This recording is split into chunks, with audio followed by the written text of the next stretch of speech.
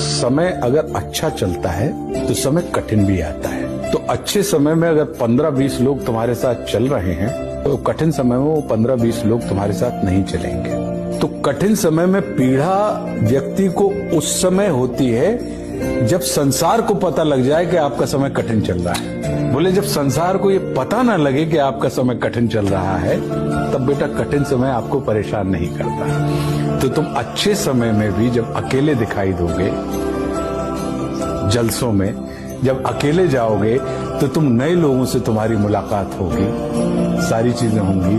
तो जब कठिन समय आएगा बेटा तब तुम अकेले ही जा पाओगे क्योंकि तुम्हारे साथ कोई नहीं रहेगा।